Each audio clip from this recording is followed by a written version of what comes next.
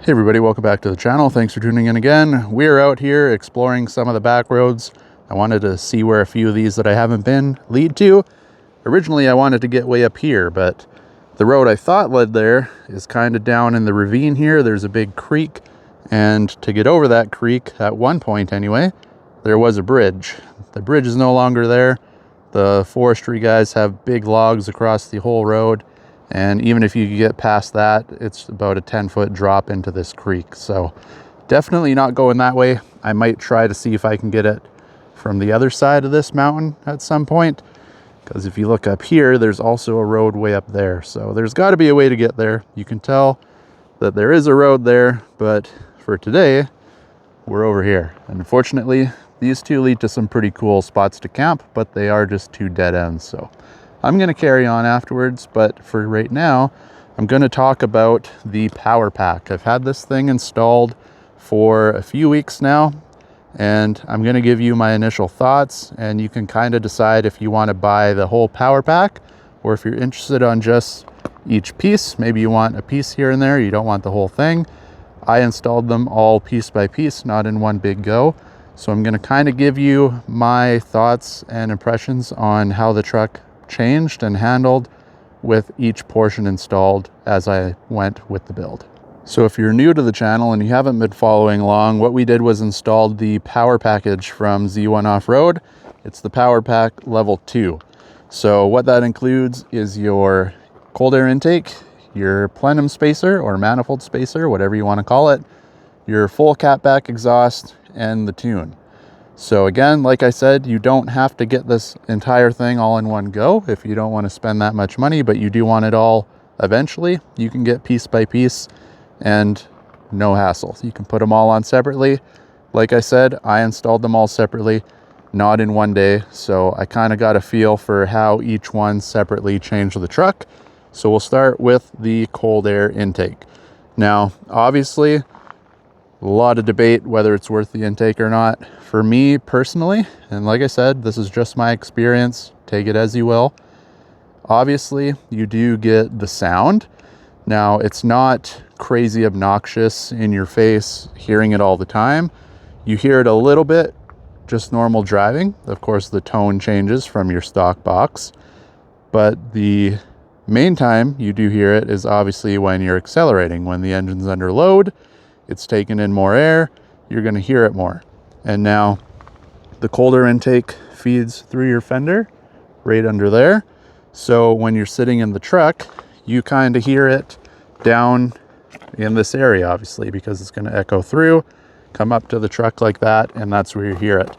Now, keep in mind, if you are one of the guys with the snorkel, it's going to hook up to there, and it's going to move up to the top here. So then, I don't have the snorkel yet, obviously, but I'm sure if you are one of the guys with the snorkel, obviously that sound is going to move up more beside your head. And for myself, these trucks are not insulated the best, so you may hear it more sitting up there. But again, for that portion of it, I can't really say yay or nay because I don't have it personally yet, and I haven't driven in one that has. So just what I can tell you is you will hear it, and you're going to hear it down in the fender, obviously. And then for me, of course, with the intake itself, you may gain a little bit of power, but what I noticed mostly when I put the colder intake on was it seemed to shift smoother.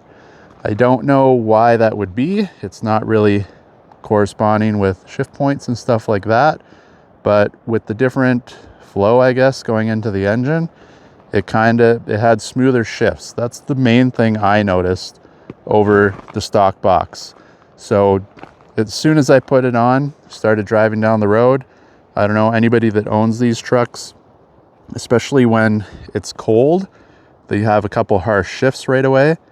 That, in my truck at least, has disappeared as soon as I'd put the cold air intake on.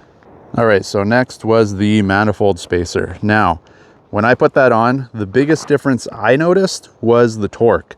Now, I'm not sure if it really was a boost in torque or if it's just how the truck was using the torque that it already has.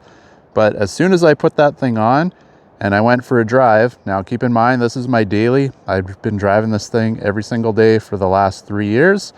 And when you step on the gas, not that you're a race car or you're not a GTR, you're still just a little Frontier, but as soon as I stepped on the gas, it put you right back in your seat. It even chirped the tires a little bit. So again, I'm not exactly sure what it changes just by adding that, but you do, even without the tune, gain torque with that spacer. Now, like I said, I've been driving this thing every single day, so I drive the same. It's not like I was testing new parts or anything like that, but right away you feel it. It pushes you back, puts you in your seat a little more, and then especially, obviously, knowing that when you're going off the line from a red light, big difference. Also, what I notice is climbing.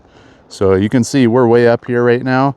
It's quite the climb to come up to this area, where before the truck kind of hesitated a bit and kind of had to find itself. This thing, it's probably portion with the tune as well, or partially with the tune, that's gone. It has more than enough power to push itself up the hill, even with all the stuff, bigger tires, tent, rack, all that stuff on there. It just has no problem out here anymore. So for myself, like I said, the biggest difference I felt with the spacer is the torque. All right, so next, and probably what everybody wants the most out of this whole package, is the exhaust. I got the whole Catback exhaust on here, and I've got a lot of comments between Facebook and YouTube that the thing drones a lot. I've heard people have taken it off. I've heard people have sold it because it was too loud, too drony. I've heard people have cut it up and put resonators on to quiet it down a bit, which to me doesn't really make sense. If you're going to get a performance exhaust and then you're surprised that it makes a little bit more noise, so you cut it up and quiet it down, you're kind of spending more money to build yourself a custom stock exhaust, in my opinion anyway. But what I can tell you is if you install it properly, I'm going to say something happened with these people that say it's droning. Something under there is not right, because I have no drone at all in this truck. You get a slight drone.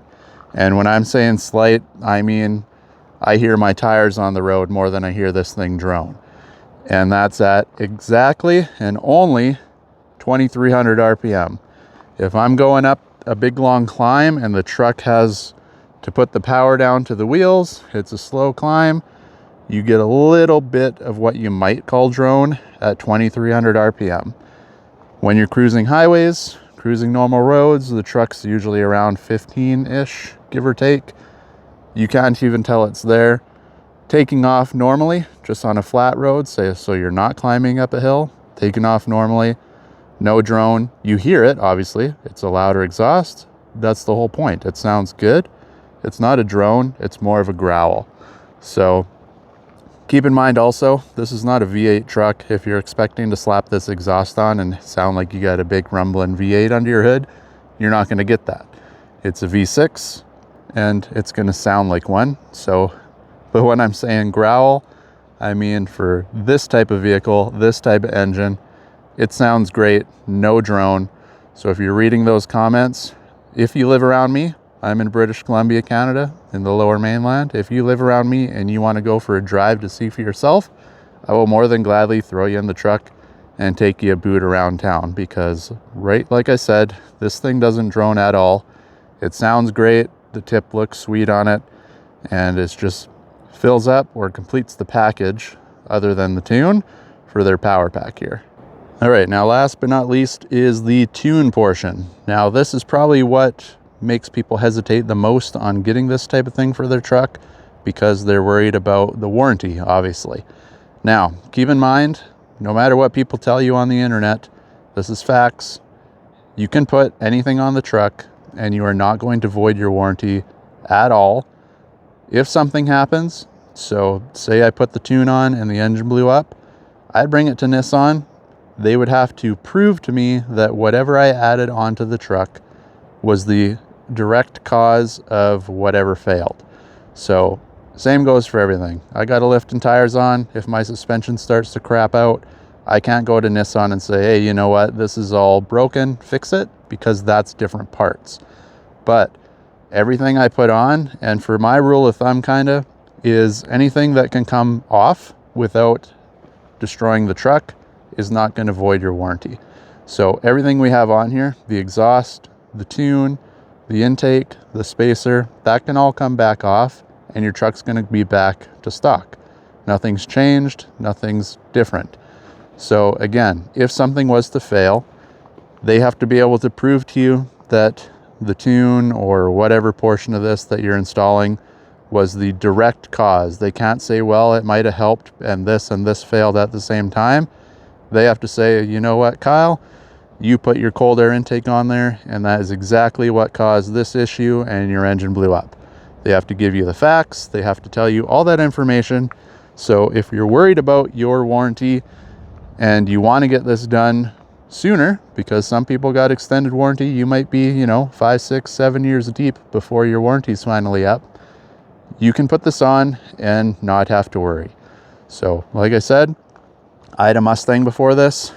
You can go back and check out those videos. Ford ended up really screwing up the engine, and I had all sorts of stuff on that engine, and never once did they say that it was caused by the parts. There was other issues that they did, and big story to go along with that. But end of the day, what happened to my Mustang was not because of any mods, and the dealership themselves in that case never brought up anything to do with any of that stuff. And I had the same things on here. I had the cold air intake on there. I had the Catback exhaust. I had it tuned. So it was basically a Frontier like I have built here in Mustang form. And again, I had some major engine problems with that, and I brought it in, and the mods portion of it wasn't brought up in any of the conversations whatsoever. So having said that about the tune, what changes when you tune the truck? Now, you get 3 with the tune that I have. You get your tow mode, you get your 87 octane performance mode, and a 93 octane performance mode. Now, it should go without saying, don't use the 93 mode if you do not have 93 in your tank. So what I did so far, because I do not, I'm running regular fuel right now. I haven't tested the 93 myself, but I have done the tow mode, and I do usually just drive day to day in the 87 performance mode, as they call it.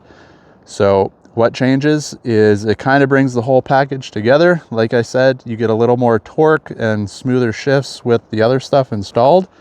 Now with the tune, just driving day to day, with the performance mode, it seems to keep your RPM higher between shifts, and it'll shift quicker. It wants to get you up to the higher gears. I don't know why that is, but the way I drive, for city driving anyways, when you're going, you have way more power off the line. It shifts to keep that power where you need it. You're going in the power band while you're shifting, and say like merging on the highway or something like that, or taking off from a red light, it's smooth and it's quick. If it's raining, or you can see we're getting some snow out here now, and you're not careful, you're just going to spin your tires. So lots of power, and you just have to kind of relearn the truck after you tune it, because it puts that power down differently. And then as for the transmission, it's not a huge difference in shifts, but it is much smoother. And like I said, it's just a little bit different RPM while it's shifting. So you keep the power where you need it. The truck's not hunting for gears like it did stock. It kind of knows what you're doing, and it puts it down like you want. And then as for tow mode, I find while you're driving, it seemed to drop, for my truck anyways, my truck drops about 200 to 300 RPM while cruising, and it holds your gears longer, especially going uphill, because you're in a tow mode. It thinks you have a trailer, so it puts the torque to the wheels and it holds you there thinking that you're pulling something heavy uphill. So obviously if you are pulling something, you got a trailer on there or whatsoever, that's the mode you want, and it's going to put all your extra power that the tune and this whole system and whole package gives you. It's going to keep it to the tires, and you're going to have that power to pull your trailer or whatever. But for me, I don't really pull anything with my truck. I got this stuff on the bed. For me, it's almost like an eco mode, because once you get up to speed, Again, everything's just tuned down slightly because obviously you don't want to pull a trailer with a race car. So it kind of just drops everything slightly to keep it on the road. Everything kind of tuned down in a way. I know the performance, obviously it's tuning everything up. With the tow mode, it kind of seems to cool it down. So for myself anyways, I seem to get better fuel mileage. I'm gonna have a whole video of that. I got a bunch of fill ups. I've hand calculated everything. I've been calculating it for months, so I can have a video with everything, before, afters, all that stuff, different modes, different fuels. That's all gonna be coming. So if you wanna see that, make sure to subscribe. But for myself, and the very first drive after I put that tune on, now the truck is way wrong on the inside, but my average, we have kilometers per 100 liters up here, not miles per gallon, but it went from 12.3 to 9.6. Now the truck is way off, like I said, but just going off the truck itself, that's quite a jump. And I can tell you, I have gained quite a few kilometers per tank with the tune. So depending how fuel is, how much it costs where you're living, and how much you drive, that rate there would pay for itself quite quickly. Because I know our fuel up here is pretty crazy expensive again right now. So, you know, if you can save 10, 20 bucks a tank even, and you drive a lot, that's going to add up very quickly. So it may pay for itself faster than you think. If you're someone who maybe doesn't daily the truck, maybe this thing's just your weekend warrior, or some people are retired, they just have this parked in their driveway for a long time, then again, it may be a little less beneficial for you. But if you're out there having fun and you want to wake the truck up a little bit, I highly recommend the tune. And like I said, with the fuel savings, it's going to pay for itself eventually. All right, so there you go, guys. Hopefully this video helped you out. I tried to explain as best as I can. It's obviously way easier to feel it than explain it. So if I missed anything or you didn't quite understand what I'm rambling about, feel free to drop a comment down below and I'll try to explain it a little better. But for you guys that are looking to get this for your own truck, for my own personal opinion, I highly recommend it. I'll put the link in the description for the power pack itself. And then again, if you want just piece by piece, just look it up on Z1's website and you can order it piece by piece if you don't want to spend the big bucks all in one go. So hopefully you enjoy the video. Stay tuned for next week's. And for right now, I am going to go and try to figure out how to get up there because I want to go up there and see the views. It's nice and sunny, and I'm sure from up there you got quite the view. So that's my goal for today, is to figure that out. If you want to see more, like and subscribe. Hopefully we catch you in next week's video, and thanks for watching this one.